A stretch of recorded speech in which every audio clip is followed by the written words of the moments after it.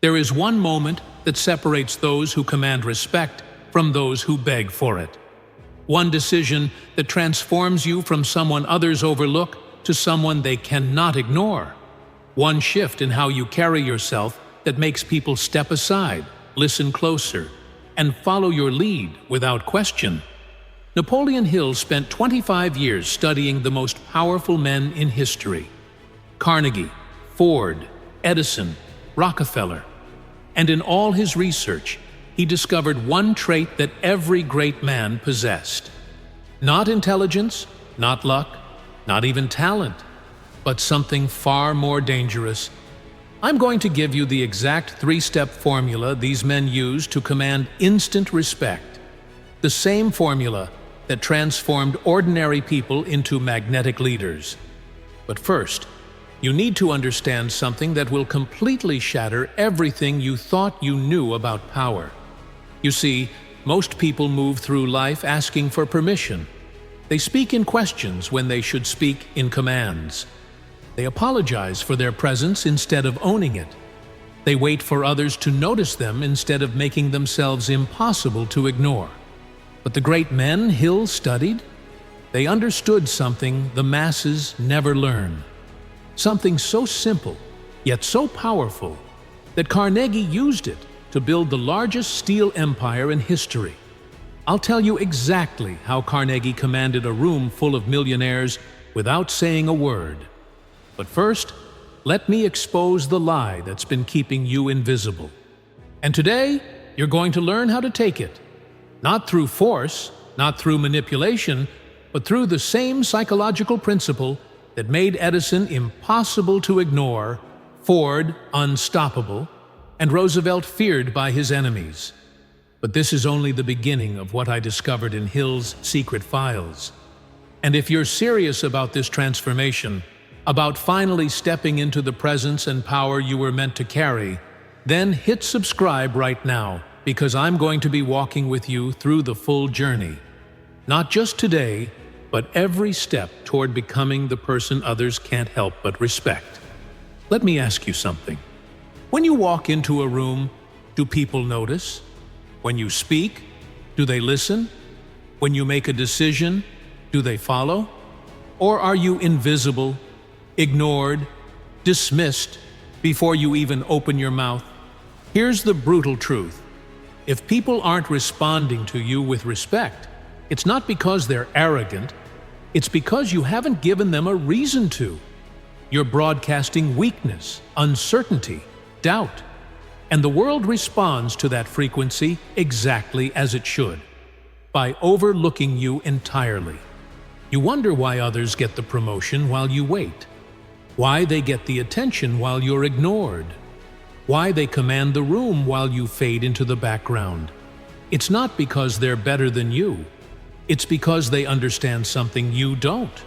They understand that respect is not earned through service. It's commanded through presence. Most people think respect comes from being nice, from pleasing others, from making yourself useful. They grovel, they accommodate, they shrink themselves to fit other people's comfort. But that's not respect. That's pity. And pity is the enemy of power. You've been conditioned to believe that humility means making yourself small, that politeness means never making waves, that being a good person means never demanding what you deserve. But while you've been playing nice, others have been playing to win. They walk taller. They speak with certainty. They make decisions without apology.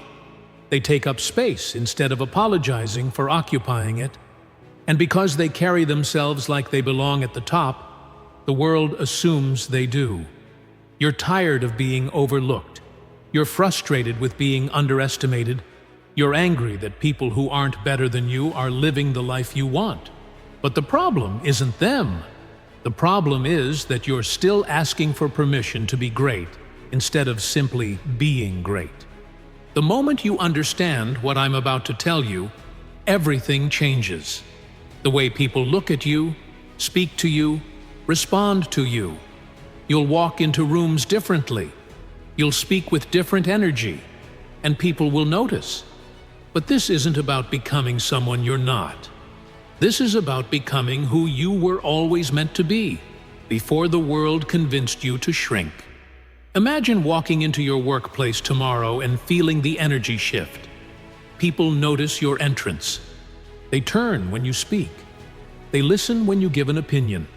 They respect your decisions without question. Imagine never again feeling ignored, dismissed, or overlooked. Never again wondering if people take you seriously. Never again watching from the sidelines while others live the life you want. Imagine carrying yourself with such certainty, such unshakable confidence, that people assume you must know something they don't, that you must be someone important, that you must have power they can't see. This isn't fantasy. This is what happens when you understand the one principle that Napoleon Hill discovered in every great man he studied. The principle that transforms ordinary people into magnetic leaders. There are 5 specific behaviors that every powerful person exhibits within their first 30 seconds of entering a room. I'll reveal each one, but what I'm about to share next will completely revolutionize how you think about respect. You see, Hill noticed something that most people miss.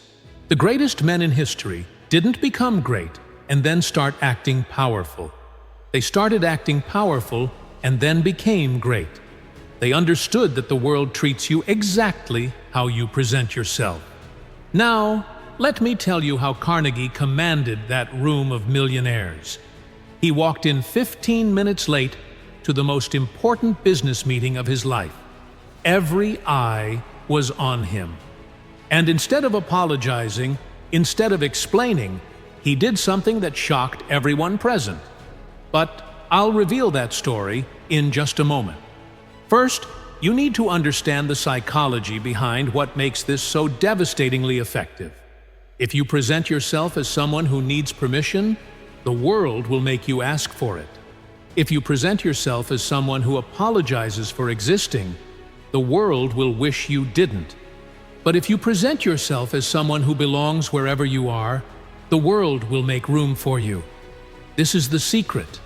This is the transformation. This is what separates those who lead from those who follow. Andrew Carnegie didn't wait for the steel industry to crown him king. He carried himself like royalty from the beginning. When he walked into a room, people felt his presence before he spoke a word. Why? Because he had decided that he belonged there. Thomas Edison didn't ask for permission to revolutionize the world. He spoke about his inventions as if they already existed, as if failure wasn't even a possibility. People believed in his vision because he presented it with absolute certainty. Henry Ford didn't apologize for disrupting transportation. He announced his intentions like a man delivering prophecy. And because he never doubted his right to change the world, neither did anyone else. Theodore Roosevelt was born weak and sickly, yet became one of the most commanding presidents in history. How? He decided that his physical limitations would not define his presence. He trained his voice, straightened his spine, and walked into rooms like he owned them. These men understood what most never learn. The world doesn't respond to what you are. It responds to what you project. And what you project is entirely under your control. So, here it is. The one thing that will change how people see you forever. The secret that Napoleon Hill found in every great man he studied. The transformation that will make you impossible to ignore. But before I reveal this, let me show you the exact moment Roosevelt discovered this principle and how it transformed him from a sickly child into the most commanding president in American history. Actually, let me give you the core principle first.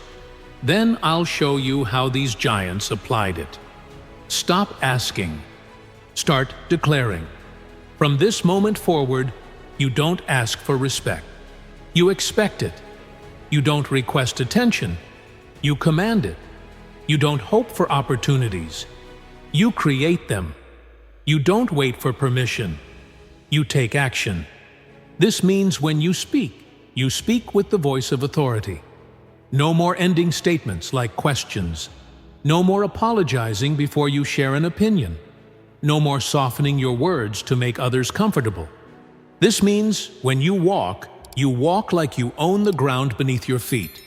Shoulders back, head high, eyes forward.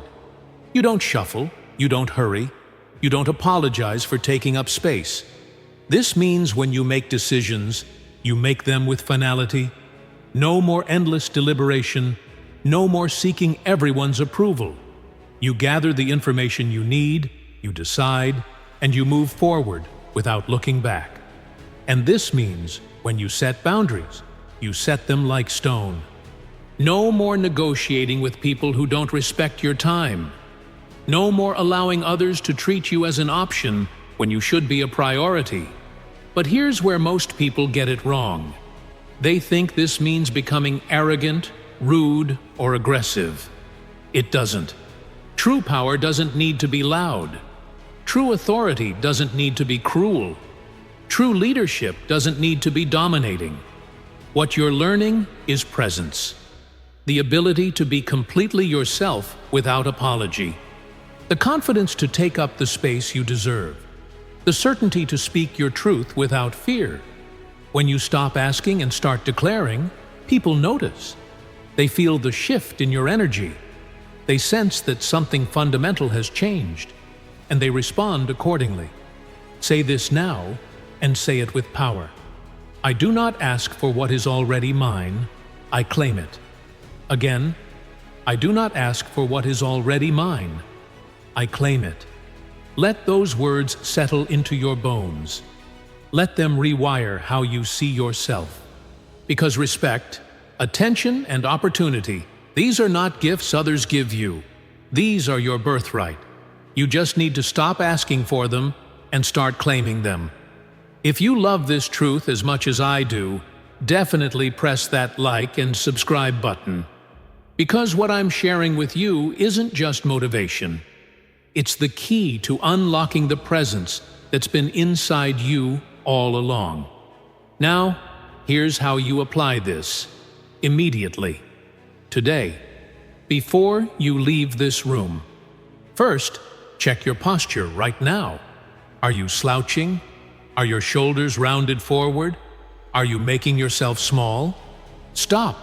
Sit up straight. Pull your shoulders back. Lift your chin. This is how someone with authority carries themselves. Second, listen to how you've been speaking. Have you been ending statements like questions? Have you been apologizing for your opinions? Have you been softening your words with maybe and perhaps? Stop. When you speak, speak with certainty. When you have an opinion, state it clearly. When you make a point, make it with conviction.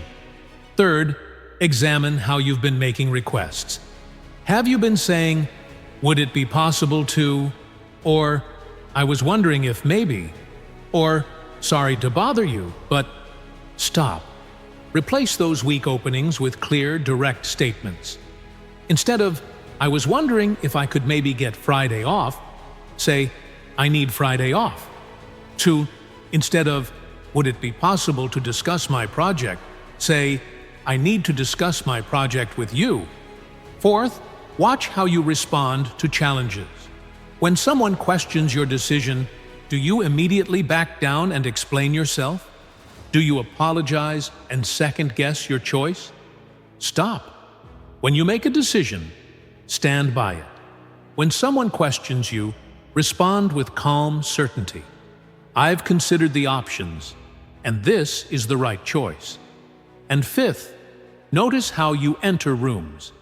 Do you slip in quietly, hoping not to disturb anyone? Do you apologize for your presence? Stop. When you enter a room, enter it like you belong there. Make eye contact. Greet people confidently. Take your place without apology. But here's the key. You must do all of this from a place of service, not selfishness. True authority isn't about dominating others. It's about being so certain of your value that you can serve others from a position of strength rather than weakness. Write this down. I serve from strength, not from fear. When you stop asking for permission and start declaring your worth, you're not becoming selfish. You're becoming useful. Because the world needs leaders, not followers. It needs people who can make decisions, not people who wait for others to decide for them. Carnegie built his empire not by asking others what was possible, but by declaring what would be. Edison didn't request permission to invent the light bulb. He announced his intention to bring light to the world. Ford didn't ask if people wanted automobiles. He decided they needed them and built them anyway. These men understood that the world follows those who know where they're going, not those who ask for directions. So here's your transformation. Right now, in this moment, you stop being the person who asks and become the person who declares. Stand up, right now. Stand up and say aloud, I am not here to apologize for my greatness. I am here to express it. Say it again, louder. I am not here to apologize for my greatness. I am here to express it. Feel those words in your chest. Feel them straighten your spine. Feel them lift your chin. This is who you are when you stop asking for permission to be powerful. Now, say this. The world will treat me exactly how I present myself. I present myself as someone who belongs wherever I am. Again, the world will treat me exactly how I present myself. I present myself as someone who belongs wherever I am. This is your new identity. This is who you are from this moment forward. Not the person who asks for scraps, but the person who claims their place at the table. But you must understand, this transformation isn't about changing who you are. It's about revealing who you've always been, underneath the conditioning, the fear, the need for approval. You were born with authority. You were born with presence. You were born with the right to take up space, to speak your truth, to command respect. Society taught you to shrink. Family taught you to ask permission. Schools taught you to wait your turn. But today, you remember what you knew before the world told you to forget. You remember that you don't need anyone's permission to be great. You don't need approval to pursue your dreams. You don't need validation to know your worth. You are not here by accident. You are not a mistake. You are not less than anyone else in any room you enter. You are here by design, with purpose, with gifts that the world needs. And when you carry yourself like you know this truth, the world responds accordingly. Hill discovered that every great man possessed what he called personal magnetism. But it wasn't a mysterious gift. It was simply the decision to stop apologizing for their existence and start celebrating it. When you walk into a room like you belong there, people assume you do. When you speak with certainty, people believe you. When you make decisions without hesitation, people follow you. This isn't manipulation. This isn't pretending to be something you're not. This is alignment. This is becoming who you were meant to be before fear convinced you to be smaller. Say this now. I do not shrink to make others comfortable. I expand to make others possible. This is the mindset shift that changes everything. You're not here to make yourself small so others feel big. You're here to be so fully yourself that you give others permission to do the same. When you stop asking and start declaring, you're not just changing how people see you. You're giving them a model of what confidence looks like. You're showing them what it means to respect yourself. You're teaching them how to treat you by how you treat yourself. But here's what most people don't understand. This shift must happen inside before it shows up outside. You can't fake this kind of presence. You can't pretend this kind of authority. It must be built from the inside out. So we start with your inner conversation, the voice in your head that's been asking for permission, apologizing for your dreams, doubting your worth. That voice needs to be retrained. Every morning, before you interact with another human being, you stand in front of a mirror and declare, "I belong wherever I am. I deserve respect. I have something valuable to offer."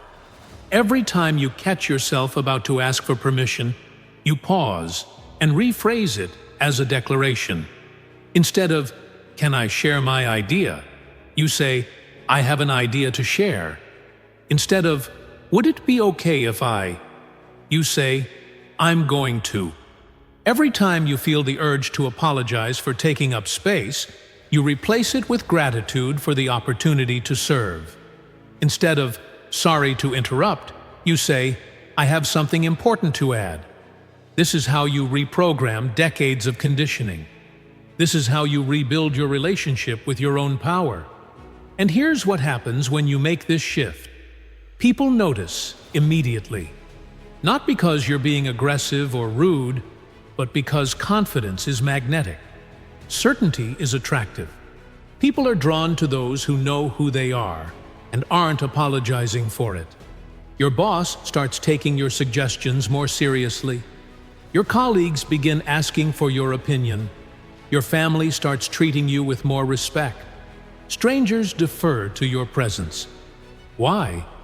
Because you've stopped broadcasting uncertainty and started projecting authority.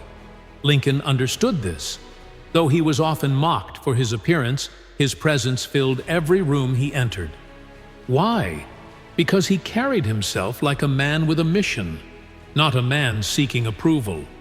Rockefeller commanded respect not through intimidation, but through unshakable certainty. He spoke about his business plans like a man delivering natural law, not like someone asking for a favor.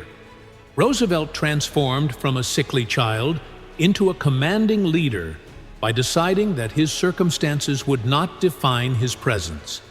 He trained his voice to carry authority, his posture to project strength, his words to inspire action. These men weren't born different. They simply decided to stop asking the world for permission to be great and started declaring their greatness instead. And now it's your turn. I want you to think about the most important interaction you'll have this week. Maybe it's a meeting with your boss. Maybe it's a conversation with your partner. Maybe it's a phone call that could change your life. Now I want you to imagine walking into that interaction not as someone hoping for the best, but as someone certain of the outcome. Not as someone asking for favor, but as someone offering value. Not as someone seeking approval, but as someone worthy of respect. How would you walk differently? How would you speak differently? How would you carry yourself differently? That person, that confident, certain, authoritative person, that's not someone you need to become. That's who you are when you stop hiding. Say this aloud: I do not need to become powerful. I need to stop pretending I am powerless. This is the transformation Hill witnessed in every great man he studied. The moment they stopped seeing themselves as people who needed permission and started seeing themselves as people who granted it.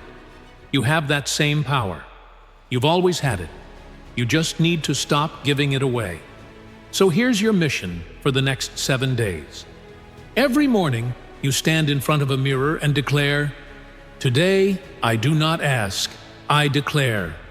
Every time you enter a room, you enter it like you belong there. Every time you speak with the voice of authority. Every time you make a decision, you make it with finality. And every night, you review the day and notice how people responded differently to your new presence. By the end of those 7 days, you won't need to remind yourself to be authoritative. It will have become who you are. But here's the warning. Once you make this shift, you can't go back. Once you've tasted what it feels like to command respect instead of begging for it, you'll never be satisfied with anything less. The world is waiting for leaders. It's waiting for people who know who they are and aren't apologizing for it. It's waiting for you to stop asking for permission and start taking your rightful place. This isn't about becoming someone you're not. This is about becoming who you've always been underneath the fear, the doubt, the need for approval. You were born to lead. You were born to command respect. You were born to take up space and make an impact. The only question is, will you finally stop asking for permission to do it? Stand up right now. Look yourself in the eye if there's a mirror nearby, or imagine looking into your own eyes and declare with absolute certainty, I am done asking for what is already mine. From this moment forward, I claim my power. Say it again, louder. I am done asking for what is already mine. From this moment forward, I claim my power. Feel that declaration settle into your bones. Feel it straighten your spine. Feel it change how you see yourself. This is your moment. This is your transformation. This is the day you stop being invisible and start being impossible to ignore. Napoleon Hill spent 25 years studying greatness, and what he found was this: great people aren't born different. They simply decide to stop asking for permission to be great. Today, you make that same decision.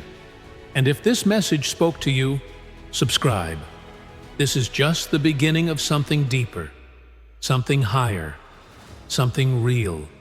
The journey to becoming the person you were meant to be has just begun, and I'll be walking with you every step of the way. The world will never see you the same again, because you've finally decided to see yourself differently. Now go. Walk differently. Speak differently. Carry yourself differently. And watch as the world rearranges itself around your new presence. You were born for this moment. Stop asking for permission. Start claiming your power. The transformation begins now.